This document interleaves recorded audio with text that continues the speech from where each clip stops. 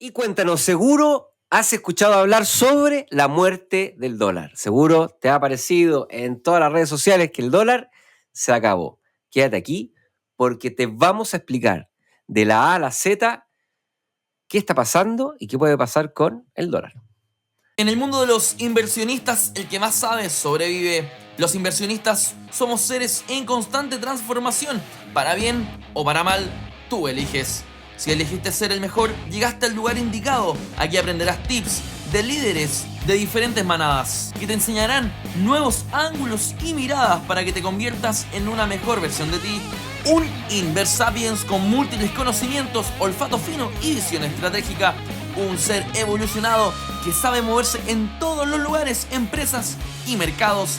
No peligra su dinero, consigue mejores trabajos y el miedo no lo paraliza.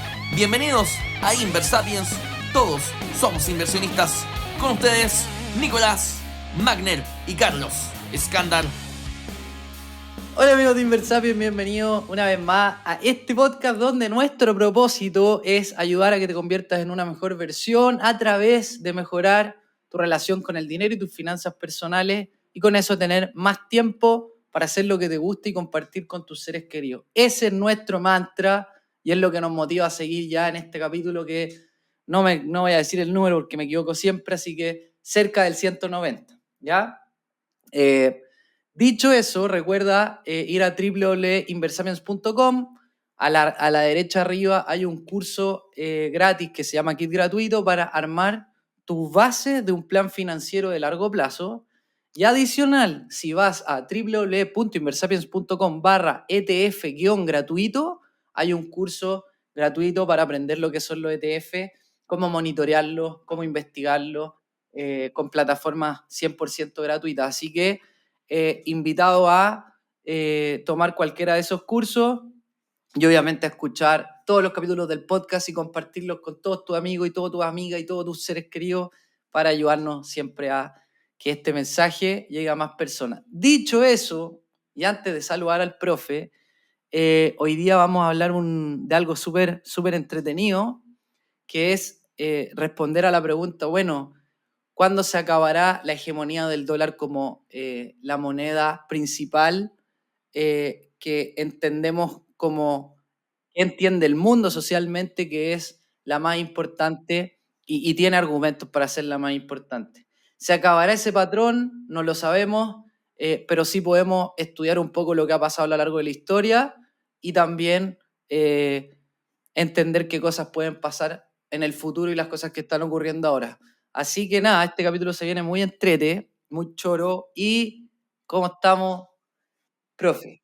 Bien, contento porque este es un capítulo especial. Primero porque es contingente. Dentro de todo, el dólar lleva muchos años siendo la moneda más importante, pero es contingente porque para todo el mundo, literal, el dólar es importante porque todo el mundo, literal, invierte su reserva, invierte su patrimonio, al menos en forma parcial, en instrumentos que se transan en Estados Unidos. Y Chile, no, o los chilenos, no somos la excepción. Hay muchos que tienen parte de su patrimonio invertido en acciones americanas, en ETF, en depósitos a plazo, digamos, dolarizado. Entonces, es muy contingente porque hay una pregunta que anda dando vuelta, medio como un fantasma, diciendo, y a mí me han preguntado harto, oiga, profe, por ahí miré que salió tal persona en las redes sociales diciendo que el dólar va a morir. ¿Qué hago, profe? ¿Vendo todo y espero a que el dólar explote? ¿Qué hago? Entonces, es una pregunta, es un tema muy, digamos, muy actual, ¿ya? Muy de contingencia. Pero además, es un capítulo que nos va a enseñar mucha macroeconomía, ¿ya? Porque la historia de lo que ha venido pasando con las monedas, la verdad es que enseña mucho de cómo funcionan las economías. No tanto de macroeconomía, no va a ser un capítulo tan de macro, sino que va a ser más un capítulo de historia económica. Y además vamos a generar cultura o queremos aportar un poco a la cultura, digamos, popular, para que entendamos por qué existe el dinero, cuál es la historia del dinero y para que podamos tener las herramientas para nosotros mismos responder la pregunta si el dólar va o no va a desaparecer o en qué peligro está o cuáles son los activos que pueden amenazarlo. Entonces, partiendo con eso, ¿Cómo partimos, profe? partamos con historia. Ya. Bueno, desde que nosotros tenemos la sensación, siempre hay un sesgo mental a pensar de que las cosas que nos acompañan en nuestro contexto, en nuestro entorno, siempre han sido parte de nuestra especie, de nuestra humanidad. Y la verdad es que no, la verdad es que el dinero hace poco tiempo, entre comillas, considerando que la especie tiene más de 40.000 años de vida, el dinero solamente nos acompaña desde el siglo XV aproximadamente. El dinero, como una moneda formal. Obviamente que antes del siglo XV existieron el trueque con algunos artículos de valor, como oro, como metales preciosos. En otras partes habrán sido conchitas, telares, especias, ¿ya? Va a depender de qué parte del mundo. Había los humanos de esa zona se preguntaban qué cosa era muy escasa y qué cosa era muy apreciada, de ahí viene metales preciosos, o sea, que la gente quería tener, pero que había escasez para tener, y elegían eso para tomarlo como una especie de eh, patrón de intercambio, ¿ya? Entonces, porque era difícil de repente, oye, tengo una vaca, por cuántos tomates te lo cambio, por cuántos, qué sé yo, sacos de harina vale una vaca, y qué pasa si me quedo pasado, cómo te paso una vaca y media, ¿no? Era un problema para el intercambio local, y entonces lo que hacía local, estoy hablando de local, zonas en donde el hombre podía llegar caminando. Con eso estoy hablando de local, ¿vale? Y entonces en la zona había, no sé, por los que estaban más cerca de la playa, agarraban conchitas y con las conchitas hacían un método de intercambio. Los que estaban más a la montaña agarraban oro y así, ¿ya? Pero cuando la industria de la navegación comenzó a desarrollarse en Europa, los europeos comenzaron a poder ir a otras partes más lejanas y empezaron a construir un sistema de comercio. Y ese sistema de comercio era global, o era más global que esta historia a partir del siglo XV, y eso empezó a generar la necesidad de tener una moneda como patrón de intercambio. Ya porque ya nos servía esta solución local, necesitábamos una solución más global. Y ahí empezaron varias monedas, siempre ha sido lo mismo, ¿ya? Varios imperios sacando sus monedas, y obviamente algunas monedas se iban poniendo como líderes o eran más preferibles para poder hacer estos intercambios y se transformaban en la moneda principal de la época. Ya vamos a explicar cuáles son las características que tenía que tener esa moneda. Pero empezó entonces a generarse esta necesidad de una moneda común y fue el florín de Florencia. Recordar que la ciudad de Florencia en Italia, bellísima, vayan a verla porque es realmente increíble la ciudad. Fue una ciudad en donde llegaron todos los aristócratas de Europa, los más adinerados, todos ellos industriales, gente de mucha capacidad emprendedora, grandes empresarios, banqueros, todos se fueron a vivir a Florencia, porque fíjate, Carlos, Florencia era la única ciudad que en ese minuto ofrecía el servicio de comprar o arrendar una casa en una ciudad amurallada y protegida. Ok. Y como todas las ciudades de Europa eran invadidas por los bárbaros, esta emprendedor, el rey dijo, mira, aquí yo les pongo estos impuestos, pero viven acá adentro y yo les pongo ejércitos, murallas, y se olvidan de que van a perder todo. Entonces empezaron Ok. a concentrar una gran casta de aristócratas y mucha plata, muy adinerados, y crearon el florín. De hecho, ellos fueron uno de los propulsores después de la burbuja de los tulipanes más adelante, ya que fue Ok. en moneda de florín. Ya fue el florín el que hizo el crash. Y después ya, por distintas razones, empezaron a aparecer algunas, y por distintas razones empezaron a ganar, ¿cierto? Después viene uno que yo no conozco, habría que meterlo más, pero el Venetian Ducat, que me hace como medio de Venecia, no sé, ahí hay que estudiarse mejor la historia, pero después ya entran las más conocidas como el Real Portugués, cuando Portugal le quita el dominio a los Países Bajos, o sea, perdón, él le quita el dominio a Italia, en el fondo, a estas ciudades italianas. Portugal, después viene España. Nico, perdón, quizá cuando Portugal y España le quitan el dominio tendrá que haber sido con el proceso de colonización, exacto, ¿o no? Exactamente. Claro. Más que el proceso de colonización, también el proceso de esta carrera naval, ¿ya? Porque en esa época el que ganaba el juego era el que era capaz de dominar los mares. ¿ya? Perfecto. Así como hoy día el espacio, en esa época fue los mares. Y ahí España estuvo un buen rato, el Real Español dominó un buen rato, después hubo una codominancia a partir de los finales de 1600, una codominancia de Países Bajos. ¿Tú sabes por qué Países Bajos le quita, o al menos le pelea muy fuerte al Imperio Español? Lo hace porque los Países Bajos fueron los inventores del mercado financiero. Ellos fueron los creadores de la primera bolsa de comercio ahí en la ciudad de Brujas, gracias a los Van de Boers. La familia Van de Boers crean la primera bolsa de comercio, que ahora la propuesta de valor ya no era vengas a vivir en una ciudad llena de murallas con ejército, estábamos viviendo en otra época, vivíamos en una época en donde todos querían emprender compañías. ¿Qué año era esto más o menos? ¿Como 1500? 1550. Todo el mundo quería, lo que estaba de moda era emprender compañías.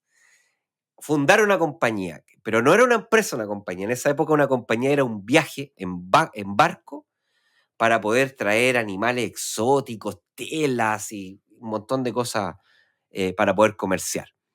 Pero para poder hacer una compañía había que tener mucha plata. Por eso Cristóbal Colón, va a pedirle a la reina de España las joyas de la corona para poder financiar su compañía a las Indias. Él iba para India y llegó a América, pero esa es otra discusión.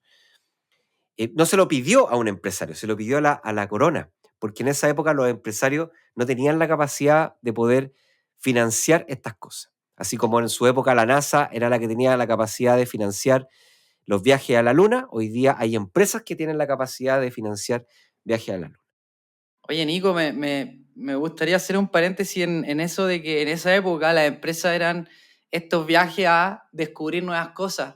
Y lo interesante es cómo habían detractores de estas nuevas innovaciones, que decían, por ejemplo, que la Tierra era plana y que había un fin en el mar, y obviamente eran detractores de un poco de esta innovación que estaba surgiendo, que hoy día lo interesante es ver cómo esas cosas se van repitiendo, porque en los 90 era el Internet y todos decían, no, esa cuestión no sé qué, no sé cuál, no va a existir, o los correos, cómo vamos a usar el correo, qué informal. Exacto. Quizá hoy día la inteligencia artificial es el Bitcoin, en su momento habrán sido los smartphones, pero es impresionante cómo cada vez que va saliendo una innovación, que antes estábamos hablando de viajes alrededor del mundo en barco, hoy día es con la tecnología, como siempre hay personas que, soñadores, visionarios, están detrás de estas nuevas innovaciones con propósitos y sueños grandes, y hay otros detractores que de repente ni siquiera se meten a la ola.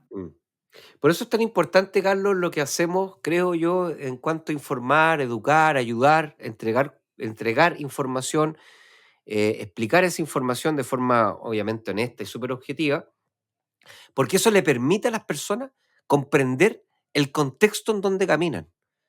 Yo te diría que es clave para poder tener una vida razonablemente cómoda y exitosa. Clave número 1 se llama visión estratégica. ¿Y qué significa visión estratégica? Es mirar tu entorno y decodificarlo para poder tomar decisiones. Bueno, y en esa época entonces, ahí los Van de Boers dijeron... Oye, Nico, perdón, los Van de Boers, que esto me acuerdo que me lo contaste en la universidad, creo que el apellido traducido al español es bolsa y por eso las bolsas se llaman bolsa, ¿no? Exacto, pues los Van de Boers abren su casa y hacen su primer Starbucks. Entonces dicen, oye, sin café, sí, era té, entonces dicen, oye, ¿sabéis que la casa que tenemos es súper grande? Mejor en las tardes las vamos a abrir para que la gente venga a tomar té y haga negocios. Porque en la medida que la gente se conozca, tenga confianza, va a poder hacer negocios, y en esa época era financiar la compañía de alguna persona con prestigio. Entonces, en vez de ir a la corona, bastaba con que te consiguieras 100 familias con plata, y con eso podías, a cambio de darle acciones de tu compañía, obtenía ahí el financiamiento. Y de ahí, después de mucho tiempo, fundan el primer edificio, ya una empresa dedicada a hacer estos negocios, y le ponen bolsa por los Van de Bourse, y ahí está la primera bolsa de valores de Ámsterdam. Y fíjate que este hito, cuando se abre la bolsa de Ámsterdam, 1606 aproximadamente, después viene más adelante la segunda gran burbuja conocida, que fue la burbuja de las compañías de vapores, ¿ya? De las compañías que navegaban, la segunda burbuja más importante recordada. Pero a partir de esto, Holanda o Países Bajos se transforma en un imperio económico, le quita la hegemonía a España y Portugal y pone su moneda al Dutch, lo pone ahí en el centro de la economía mundial. Así de fuertes son los mercados financieros. Increíble, Nico, increíble. Es que hoy día parece algo, perdón, me estoy yendo en la bola, este capítulo va a quedar de 12 horas, pero increíble cómo hoy día algo que parece tan natural, que es cómo se va juntando la persona que tiene el dinero con la persona que tiene la idea, partió hace más de 500 años con visionarios que decían, oye, ¿cómo va a ser que el poder se concentre solo en la corona? ¿Qué pasa con todas las personas que tienen proyectos y con todas las personas, los burgueses de clase acomodada, que igual tienen dinero y que quizás quieren hacer ideas, proyectos, pero quizás no tienen la idea? Y cómo se empezó a juntar. Hoy día es común, hoy día existen los bancos que cumplen ese rol, ¿cierto? De entregar dinero a la economía. Existen hoy día las startups que levantan capital, pero impresionante cómo esto surge de esta familia de la, ¿cómo se llaman los bond? Los Van de Bourse. Van de Books. Ya, Bourse, ok, Bourse vamos, como sigamos. bolsa. Van de Books. Mm. Ok. Bueno, después de eso viene la gran revolución social. En el año 1789 comienza la Revolución Francesa, ¿ya? La Revolución Francesa tiene como gran hito Ya. que los países comienzan a dejar de depender de sus coronas, y ya comienzan a depender de su sociedad, de la capacidad que tenga esa sociedad de poder crecer, administrarse, gobernarse, etcétera, etcétera, etcétera. Y eso pone a la libra francesa dentro del mapa, dejándola ahí medio peleando la hegemonía, quitándole la hegemonía a Holanda, pero muy desafiada por la libra esterlina, ¿ya? Ok. La libra esterlina tiene su gran apoyo por la revolución industrial y por la invención del vapor. Fíjate, Carlos, que el vapor es una de las innovaciones muy comparadas con el Internet.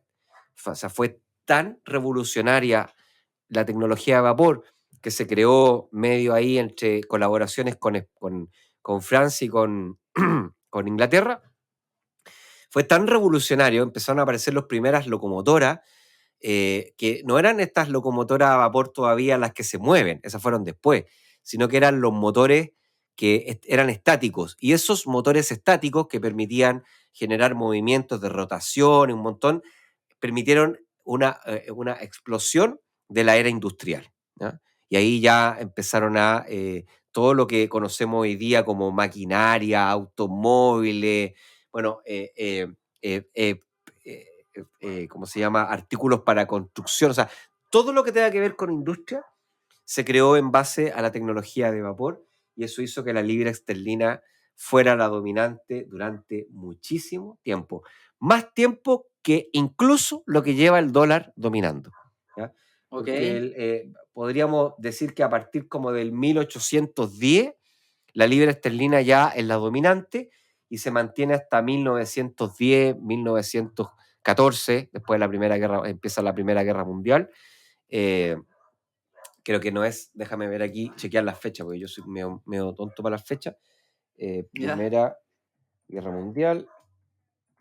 Pero aquí ya se empieza a tropezar en 1914. Bien. La libra esterlina porque se empieza a poner, Inglaterra empieza a pelear fuerte.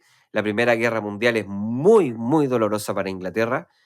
Y la segunda, ¿para qué hablar? Y con eso pierde mucho poder, dejándole la posibilidad al dólar de empezar a dominar. Esa es como la historia. Y ya en 1944, que es con el apogeo de la Segunda Guerra Mundial, en el acuerdo de Bretton Woods, que es muy reconocido porque todos los líderes mundiales se juntaron y dijeron, tenemos un tremendo problema porque todos dependemos de la libra esterlina, ¿Ya? y resulta que Inglaterra está en el suelo, es una economía absolutamente destruida, no puede seguir respaldando el valor de la libra esterlina con el patrón oro. Recordar que para tú poner una economía en el centro teníais que tener oro acumulado para decirle al resto, oye, mira, mi moneda es más valiosa que la moneda del vecino. O sea, por ejemplo, los franceses le dijeron eso a los españoles. Le dijeron, oye, ¿para qué tenéis? Para qué vas a tener, perdón, reales españoles si es que puedes tener libra francesa? Porque mira, nosotros tenemos más oro, somos una economía con más crecimiento, más poderosa, tenemos más ¿Sí? oro, y si tenemos más oro podemos respaldar mejor nuestra moneda. Bueno, entonces de ahí viene el concepto de que el dinero está respaldado por oro, que se llama el famoso patrón oro. Entonces, después de esta Segunda Guerra Mundial, recordar que la libra esterlina era tan importante que una de las historias macabras de la Segunda Guerra Mundial era que los alemanes en los campos de concentración hacían que las personas que estaban en los campos de concentración falsificaran libras esterlinas, Ya. porque eran muy buenos falsificadores, no falsificadores, sino que eran muy buenos artesanos y artistas. Entonces los puso a fabricar esta moneda. Y su plan era bombardear Europa con libras esterlinas. ¿Ya? Con eso, él decía, con esto explota la economía, la deja en el suelo, porque imagínate que de repente te empiezan a llover dólares. Imagínate el daño para la economía. Bueno, pero volviendo a eso, entonces, el acuerdo de Bretton Woods en 1944 dice, ¿sabe qué más? No, el Reino Unido no puede seguir respaldando la libra con oro, así Oro, que lo ok. siento, y ahí empieza a tambalear, y ahí se mete el dólar con su gran oferta diciendo, mire, lleve dólar ya, somos la economía que es más grande, la que está más de pie después de la Segunda Guerra Mundial, con las mayores condiciones de crecimiento después de la Segunda Guerra Mundial, y además tenemos oro ahí guardado, que después hacen un anuncio, ¿cierto? En New Hampshire dicen, oye, ¿sabes qué? Bueno, dado que la libra no está respaldada, el dólar tampoco, y ahí se quedan como la dominante hasta el día de hoy. Esa es como la historia hasta llegar al 2023, Carlos. Nico, varias cosas. Se me quedó un punto dando vueltas que me gustaría decirlo con respecto a la revolución industrial, que claro, es el primer paso para la contaminación del planeta y muchos un poco la destrozan por eso, pero hay una teoría, esto me lo pasaron en la universidad, que se llama la teoría de Malthus, Nico, que en ese momento hablaba de que el crecimiento de la población tenía una progresión geométrica, ¿ya? O sea, crecía de manera exponencial la población, mientras que el crecimiento, el crecimiento de la producción de comida tenía un crecimiento aritmético, es decir, era una línea, Lineal. claro, era lineal. Sí. Entonces, la teoría de Malthus decía que en algún momento el hombre la sociedad mundial ya pasaba hambre en esa época, pero que iba a desaparecer, al menos una gran parte, porque no iba a ser capaz de solventar que no existiera comida, iba a haber guerra y se iban a todos matar por los pocos recursos que hubieran en ese entonces. Y ahí es cuando la revolución industrial cambia eso, porque hace que la producción de alimentos ahora sí crezca de manera exponencial. Sí, Un esa es la dato revolución verde. curioso. La revolución verde. Que Ok. es cuando la economía o cuando inventan el nitrato, que el ¿Ya? nitrógeno en 2 variaciones se puede aplicar a la tierra y fertiliza. Y eso hace Ya. que los rendimientos suban de forma exponencial. Mm, Entonces ahí bacán. Malthus en su problema, en su teoría, que era muy buena, la teoría malthusiana se llama. Yo, fíjate que mi primera mascotita que tuve fue un hámster. Y el hámster yo le ¿Le puse pusiste Malthus. Malthus? Malthus, sí, así de rayado era con la economía, de chico, weón, de chico. Bueno, en fin. Oh, qué Sí, ñoño, increíble, weón. sí. Ya, Bueno, dale. y Ok. así estamos hoy día con el dólar. ¿Por No, qué? espera. Es que eso te quería decir. El segundo punto era impresionante entender cómo a lo largo de la historia, primero, entender este sesgo de el present bias, ¿cierto? El decir, chuta, es que yo tengo 40, 50, 60 años y el dólar es la única moneda que existe. Bueno, pero a lo largo de la historia el dólar solamente ha tenido la hegemonía por ¿cuánto? Casi 100 años. Han existido otras monedas que han sido hegemonías en distintos periodos y es importante entender que para que dejen de ser o para que empiecen, para que comiencen a ser la moneda más usada a nivel social por las diferentes economías del mundo, tiene que haber un punto de inflexión. ¿Ya? En el caso de Holanda fue la primera bolsa, ¿cierto? La primera bolsa. En el caso de Portugal, España fue que estaban con la guerra náutica. En el caso de Estados Unidos es la Primera y la Segunda Guerra Mundial, que también afectan mucho a la zona euro económicamente y obviamente al Reino Unido.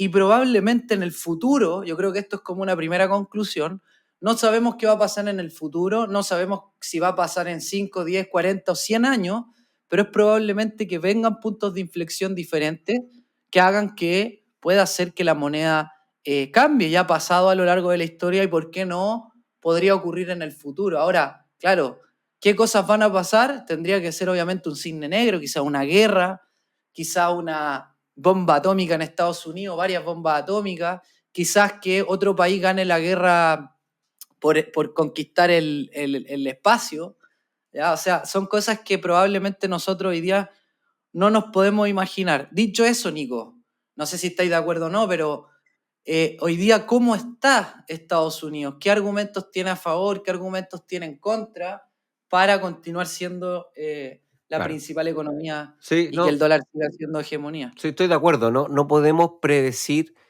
eventos negativos o positivos extremos, ¿ya? Pero sí podemos tal vez razonar algunas probabilidades. Por ejemplo, ¿hay algún país en el mundo que tenga la posibilidad, más que Estados Unidos, de desarrollar una tecnología que solucione un problema grave hoy día, como por ejemplo el uso de energía limpias para poder, hoy día la humanidad necesita energías y necesita que tenga poco impacto, si no nos vamos a quedar sin planeta? ¿Te fijáis? Ese es un problema. O por ejemplo, la carrera espacial. Hoy día la humanidad necesita colonizar otros planetas. Eh, son cosas súper distópicas. Distópico es como que tú te la imagináis, pero tú decís esta cuestión imposible, pero bueno, esos son los grandes desafíos. Entonces la pregunta es, ¿habrán otros países que lo puedan hacer o seguirá siendo probablemente Estados Unidos? O sea, esa es una pregunta. Ahora, antes de entrar a evaluar Estados Unidos, o entrando, perdón, a evaluar Estados Unidos, necesito que entiendan que esto también le trae problemas a Estados Unidos, ¿ya? Y voy a explicar de la mejor manera posible. Si hoy día vivimos en una economía completamente globalizada. O sea, hoy día es una gran aldea global, separado por fronteras políticas, pero ya ni siquiera las fronteras geográficas son tan válidas porque hoy día la tecnología nos permite llegar a casi todas partes del mundo y eso va a ir cada vez acelerándose más. El punto está en que como somos una gran aldea global, todos dependemos y necesitamos una moneda para poder hacer negocios y propiciar el crecimiento en todas partes del mundo. Y esa moneda hoy día es el dólar.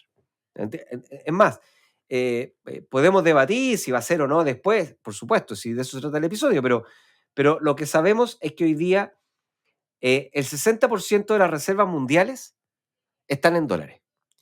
¿Qué son las reservas mundiales? ¿Qué son las reservas? Las reservas es que cada país tiene que juntar dinero, esto es como una casa, junto dinero para poder tener liquidez disponible para poder enfrentar desafíos que voy a tener más adelante. Entonces, todos los países hoy día tienen reservas en dólares. Algunos más, otros menos, pero todos tienen reservas en dólares. Y también... Pero Sí. ¿por qué eligen el dólar? Porque, está bien, porque es la moneda dominante. Ahora, déjame... Pero además de eso, o sea, no sé si me estoy adelantando, No, pues, pero también tiene que ver con que es un poco... ¿Qué es lo que hoy día se discute? China puede pasar en dominancia a Estados o Unidos. sea, Te interrumpí. hacia allá voy. ¿Querés seguir? Sí, Dale, sí, dale, hacia allá voy. dale nomás. Entonces, lo primero que quiero que entiendan es que el dólar es tan importante para nosotros como inversionistas, pero también es muy importante a nivel de nación, porque las reservas nacionales de todos los países están en dólares, ¿vale? Eso es lo primero que quiero que entiendan. Y eso significa entonces que si yo tengo reservas nacionales, necesito invertir esas reservas nacionales, pero si no las voy a ocupar, necesito invertirlas. ¿Y dónde las invierto? En Estados Unidos, porque están en dólares, ¿vale? O sea, no puedo venir a invertirlas en Chile porque Chile no tiene instrumentos que se puedan invertir en dólares, se invierten allá. Eso ha hecho que a lo largo del tiempo, estamos hablando desde 1944 hasta ahora, o sea, estamos casi llegando a los 90 años o los 80 años, eso ha hecho que Estados Unidos tenga una liquidez gigante y creciente de dinero que se va a invertir a Estados Unidos, lo cual ha hecho que el costo de financiamiento para Estados Unidos ha caído porque tiene mucha oferta de liquidez. Todos van a golpear la puerta y dicen, oye, tengo dólares, necesito invertirlo. Entonces, lo que hace la Fed o lo que hace la tesorería, el gobierno, emite deuda. Porque dice, bueno, ya, yo te emito deuda, pásame los dólares y yo te ofrezco tal tasa. Pero como es mucho la demanda, yo te puedo ofrecer cosas menos rentables. Entonces eso hace que baje la rentabilidad y por tanto el costo de financiamiento de Estados Unidos. Y eso es una de las grandes explicaciones de por qué las deudas de Estados Unidos han aumentado de forma gigantesca. Y esa es la famosa discusión del techo de la deuda de todos los años. Una economía extraordinariamente endeudada, no más que otras, pero sí extraordinariamente endeudada debido a ese bajo costo de la deuda, ¿ya? Y además de eso, sabemos que, dado que tenemos una gran deuda, cada vez que hay un problema económico en el mundo o en Estados Unidos, la Fed tiene que salir a bajar tasa porque incluso ahora hacer este quantitative easing, que es como esta emisión especial de dólares, porque de esa forma puede sostener a una economía que está muy endeudada, ¿ya? Entonces, una economía muy endeudada, para que entiendan, es como si fuera una persona muy, muy, muy gordita, ¿ya? Y entonces, si es que el camino está sin pendiente, esta persona muy, muy, muy gordita puede caminar lentito, pero puede caminar. Pero si de repente se enfrenta con una pendiente muy alta, o sea, tiene que subir un cerro, como está tan gordita, no lo puede subir por sí sola. Hay que ayudarla a subir.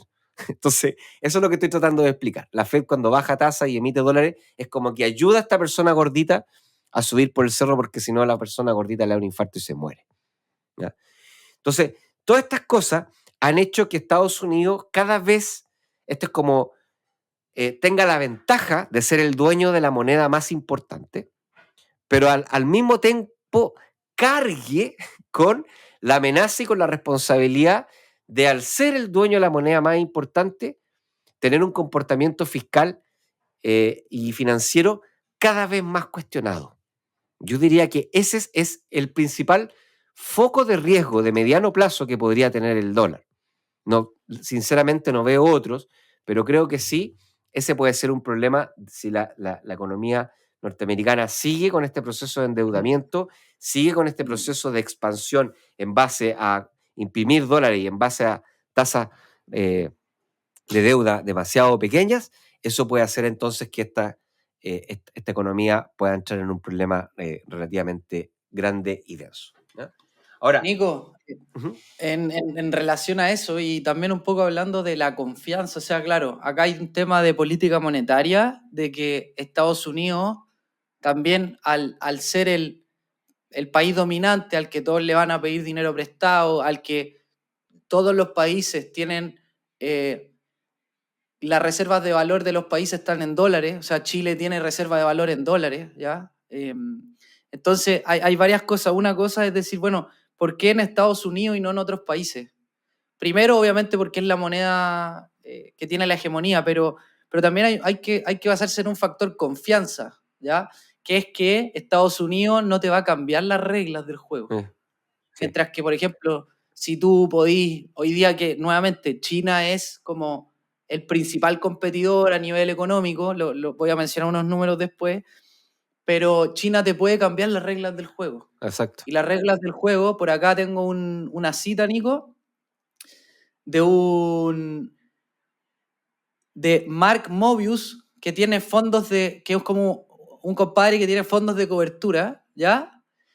Y dice que puede ser peligroso tener reservas de valor en la moneda china. Él dice, tengo una cuenta en un banco de Shanghái y no puedo sacar mi dinero porque el gobierno está restringiendo el flujo de dinero fuera del país, ¿ya? Eso lo dijo el 2 de marzo de 2023. Entonces, ese tipo de cosas hacen que uno quiera tener el dinero en dólar y no en otra moneda. Yo voy a contar un ejemplo, pero es para que se entienda la confianza. Este es un ejemplo que me pasó a mí a los 17 años. Por favor, no se burlen de mí. Pero yo era la primera vez que viajaba a otro país. ¿Ya? Fui a Colombia. Y en Colombia, un compadre, me acuerdo que estaba llegando a tomarme un búho en Colombia y un compadre me agarró la maleta y quería propina y yo no me acuerdo si no había cambiado dólares o no tenía la moneda colombiana y le pasé como 1.000 pesos chilenos y me dijo, el compadre me miró así, no, acá no se recibe esto no sirve acá.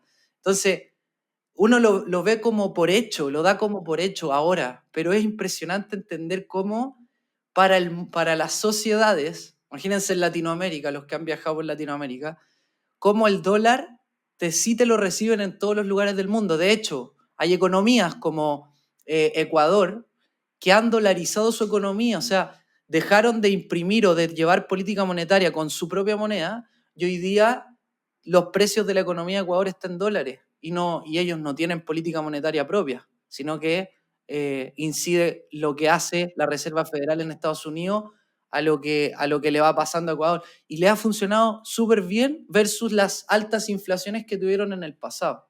¿Ya? Eso quería Sí, mencionar. Yo sé que sí, quería decir algo. sí, solo también Ahora, agregar, perdón, Nico, sorry. Que en esa confianza, y con esto termino, un dato importante es que el 60% de las reservas mundiales están en dólares de los diferentes países y alrededor del 90% del comercio sí, se realiza en dólares. Y otro dato muy importante que tiene que ver con los mercados, la liquidez de los mercados. El mercado más líquido y el más grande es el mercado de los bonos, ¿ya? mm, El mercado de bonos de Estados Unidos representa el 40% de todos los bonos en circulación a nivel mundial. mm, ¿Ya? O sea, gigante, claro. sí, es gigante. Eso es clave lo que dijiste, eso iba a agregar a lo que tú dijiste. No es que uno o que un inversionista tenga como, invertiré en China, después no podré sacar, ok, es un tema. Esto tiene masas monetarias gigantescas porque son los países los que van decidiendo.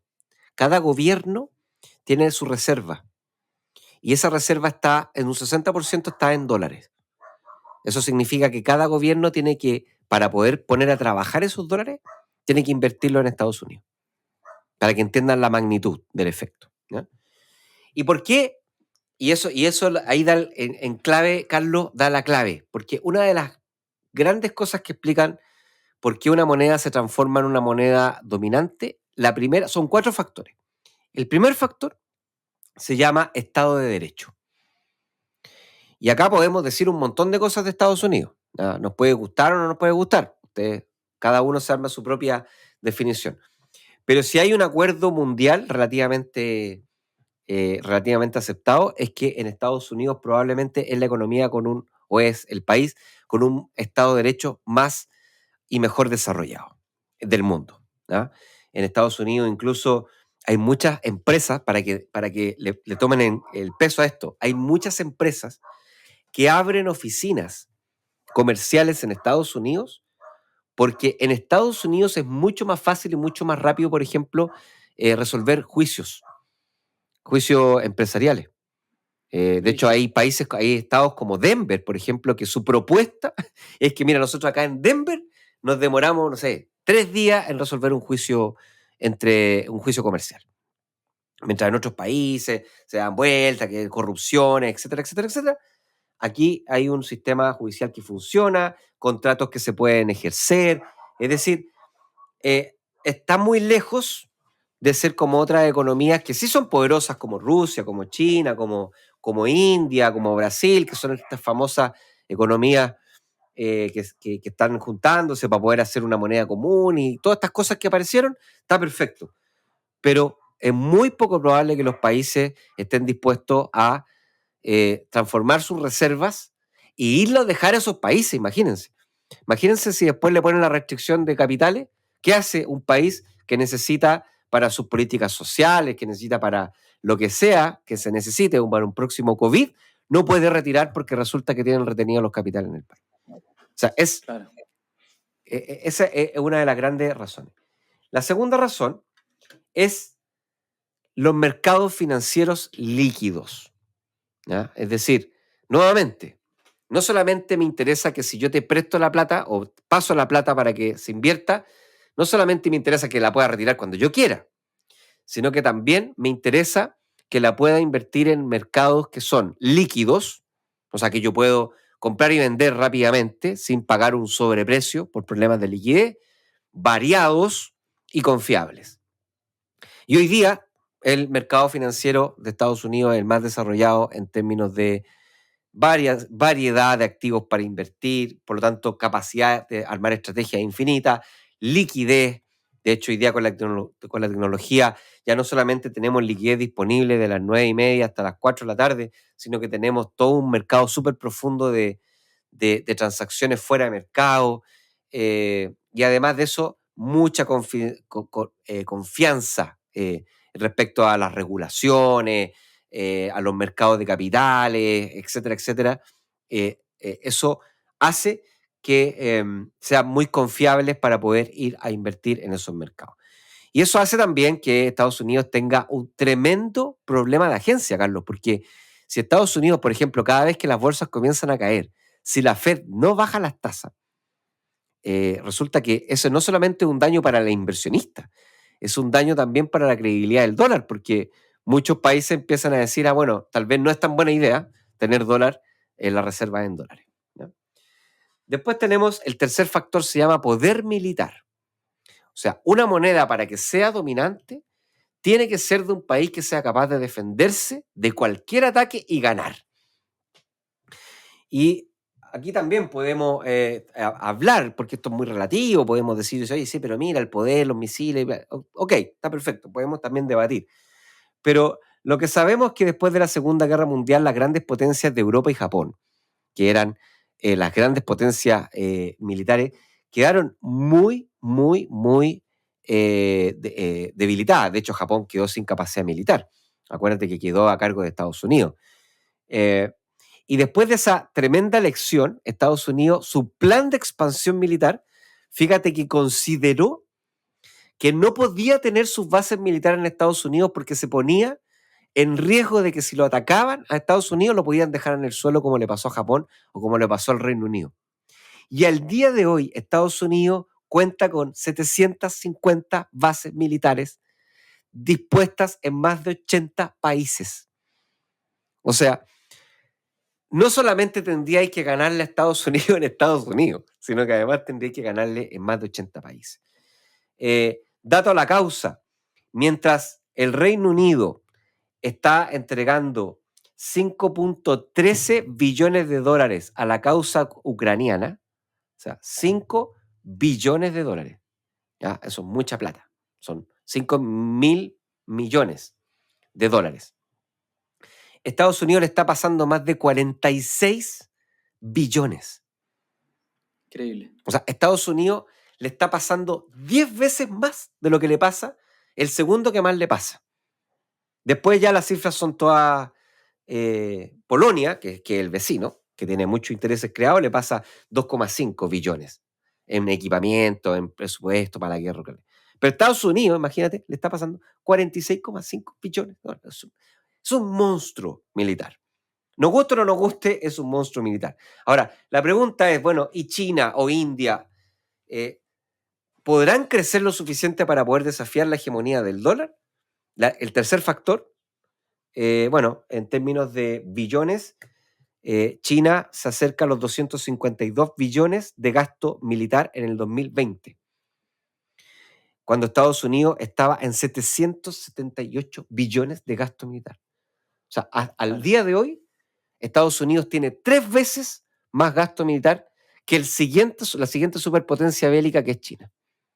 De ahí para abajo, los datos son digamos, Despreciable. son despreciables. Entonces, all in all, ¿podemos desafiar el dólar por confianza, como decía Carlos, por Estado de Derecho? Difícil.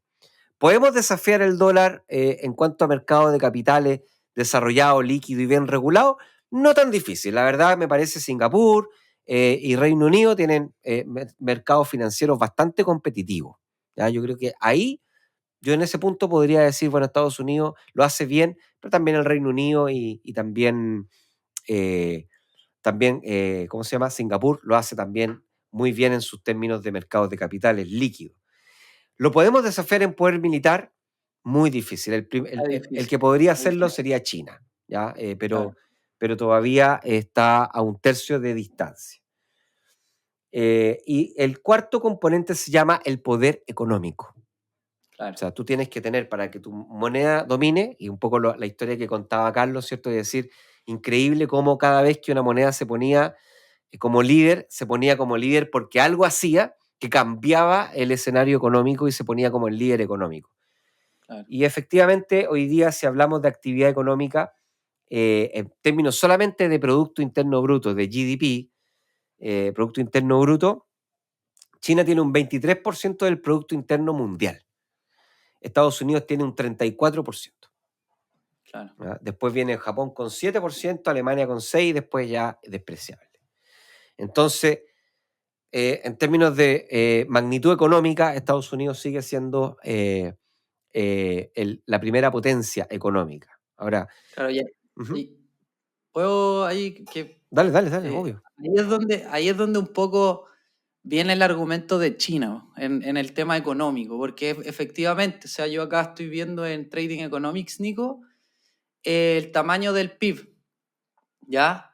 Y el tamaño del PIB de Estados Unidos, imagínate, el tamaño de Estados Unidos es casi igual que China más la zona euro, o sea, un poco más bajo que sumar China y la zona euro. O sea, Estados Unidos en producción económica es mucho más grande que China y es mucho más grande que todos los países.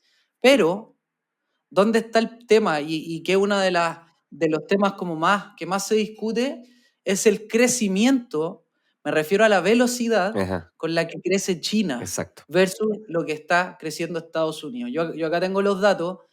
Mira, Nico, antes del coronavirus, esto está en Trading Economics, Estados Unidos estaba creciendo en torno al, 1, con suerte. Más o menos al 2, ya al 2 en años buenos, ya, o sea, mira, estaba creciendo, antes del coronavirus, estaba creciendo al 2.3, ¿ya? Y hoy día, en los últimos trimestres, está creciendo en torno al 1.8 o 2%, ¿ok? Entonces, más o menos va manteniendo un crecimiento estructural en torno al 2. Ahora, si uno mira esto a largo plazo, ya, yo miro en Trading Economics, uno puede poner un gráfico desde los 50, uno empieza a ver los máximos y se va dando cuenta que los máximos son cada vez más bajos del crecimiento, o sea, cada vez Estados Unidos crece a un menor porcentaje. Eso también tiene relación con que el tamaño de la economía cada vez es más grande y obviamente cuesta más crecer mayores porcentajes porque la masa crítica es más grande, pero la Son tendencia tres de la factores, son velocidad, tres factores que explican el crecimiento estructural de largo plazo. El primero es ¿vale?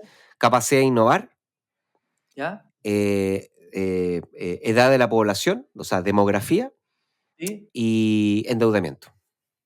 Mm. Entonces, capacidad de innovar, obviamente, más capacidad, más potencial de crecimiento. Población más numerosa en los estratos jóvenes productivos, más potencial de crecimiento. Menos deuda, más potencial de endeudarse y por tanto crecer. Entonces, Estados Unidos está todavía medio dependiente de su capacidad de innovar, pero por endeudamiento está muy jodido, porque está muy sobreendeudado. Y por el lado de la población ya sabemos, y esto También. pasa en todas las partes del mundo, en la mayoría de las partes del mundo la población joven cada vez es más escasa. No así Claro, China, que China está menos no, no, endeudado, ¿cierto? claro. Tiene una capacidad de innovar bastante equivalente y además tiene una población joven mucho más grande que la que tiene Estados Unidos. Por eso crece Sí, más y grande. en China era el país donde se tenía que... A ver, en el resto de países del mundo, Estados Unidos, Latinoamérica y la zona euro, la población joven ya no quiere tener hijos, ¿cierto? Quiere tener menos responsabilidades. Y eso tiene un efecto, porque piensen, quién es la persona o el individuo que ayuda a fortalecer el crecimiento económico? Es una persona de 65 años que está jubilada, que ya tiene una casa, que quiere vivir tranquilo y ver a poca gente, que ya está contento con su auto, o es un compadre que tiene 20, 30 años, que tiene 40 años, que está en su apogeo, que quiere invertir en propiedades, que quiere tener hijos, que lleva a su hijo al colegio, que le paga la universidad. Entonces es muy importante, porque si la población va tendiendo a ser más vieja en edad, es muy probable que eso no tenga una relación inversa con el crecimiento económico, por lo que acabo de decir. Son las personas más viejas las que gastan menos dinero, ya vivieron su vida, ya pagaron su casa, ya están en otra etapa de la vida. Y en China, si no me equivoco, Nico, hay leyes que limitan tener hijos porque son demasiados. Mm. Y para terminar, Nico, el tema del crecimiento en China, para poder competirle a Estados Unidos, si uno ve el crecimiento también tiende a la baja en el largo plazo, pero se ha mantenido en una zona estructural antes del coronavirus sobre el 5% de crecimiento anual. Exacto. Y eso quiere decir que más o menos si uno hace el análisis, si mantiene estos crecimientos de Estados Unidos creciendo al 2 y China creciendo al 5, si esto se mantiene constante, obviamente pueden pasar cosas como el coronavirus. Podría ser, dicen los analistas, que a finales de esta década o a principios de la próxima década, en el tamaño de la economía, China podría superar el tamaño de la economía norteamericana. Pero como dijo el profe, no es el único factor que el tamaño de la economía sea el más grande. Yo te diría que la gran piedra de tope es la confianza. Sí. O sea, porque todo puede pasar en poder económico, todo puede pasar en poder bélico, todo puede pasar con mercados financieros, pero yo no sé si con todo eso tengamos la seguridad como nación, o todas las naciones tengamos la seguridad de pasarle el dinero a una nación que no ha podido resolver un problema de democracia básica, que no es una democracia, ¿cachai? Entonces está ahí súper dependiente, tú ayer lo dijiste en el live, está ahí súper dependiente de lo que diga o haga el Partido Comunista o no me acuerdo cómo se llama el presidente, no sé cómo se llamará, primer ministro, no sé. Xi Jinping. No, sí, Xi Jinping creo que se llama. Entonces, ahí está, yo creo que el principal tema.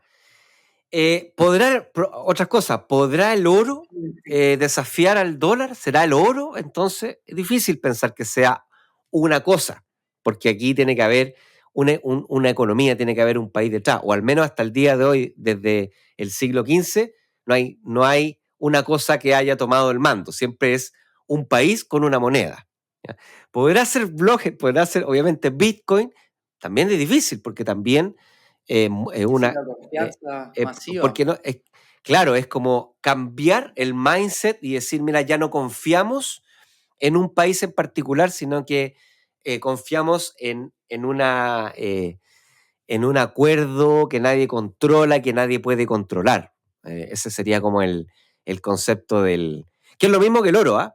La diferencia con el oro es que es una materia prima, entonces es más difícil de poder, digamos, usar, ¿ya? En cambio, Bitcoin es mucho más práctico y más barato. Entonces, por ahí está el debate. Pero si no es Bitcoin, no es oro, tendrá que ser alguna moneda y al momento, analizando estos 4 factores, al dólar le queda. Ahora, tranquilidad, porque no es la primera vez que se habla de que el dólar va a desaparecer. Esto ha pasado muchas veces. De hecho, con Tomás, siempre, cuando Tomás hace las presentaciones con nosotros, Tomás siempre muestra estas portadas del The Economist. Hay una portada muy interesante que habla sobre el dólar va a desaparecer en diciembre del 2004 y automáticamente sale la portada y automáticamente el precio, digamos, el precio comienza a caer. O sea, siempre hay como hay un efecto. O sea, siempre han estado tratando de matar al dólar. Lo mismo el Wall Street Journal, el 2011 también dijo lo mismo. Todavía sigue el dólar. Lo dijo el 2013 también un Global Reserve Status, no sé cuál será, no lo conozco. Lo dijo Reuters, lo ha dicho Barron's, lo ha dicho el Financial Times, lo ha dicho todo. ¿Ah? Y cada vez que lo dicen, obviamente sí afectan al precio del dólar por un minuto, pero después el dólar sigue en su posición de liderazgo. Eso sería el episodio de hoy. ¿Qué tal? Sí, Nico. ¿Cómo quedamos? Solo agregar que estos cambios en general pueden no ser de un momento a otro, pueden ser paulatinos, ¿ya? Y que requieren 2 cosas. Muchas veces un punto de inflexión, que puede ser una guerra, que puede ser un descubrimiento, que puede ser un cambio en el comportamiento y en las creencias a nivel global, y también un tema de confianza, como lo hemos mencionado, que no se va a dar de un día para otro. Y yo creo que la conclusión es: probablemente el dólar deje de ser la moneda con la hegemonía a nivel mundial, pero probablemente no sea ahora y probablemente tampoco sea en el corto plazo. Y tiene que pasar algo disruptivo para que esto suceda. Exactamente. ¿Estamos, no? Cumplimos, sí. Ya. ¿Listo? Listo. Un Que abrazo. vaya muy que estés bien. bacán. Cuídese mucho, disfrute su semana, cuídese, respete para que lo respeten, Claro. fórmese lo más que pueda y no deje de escuchar al mejor y más antiguo podcast de inversiones chileno de habla hispana llamado Inversapes. Nos vemos la próxima semana. Chao.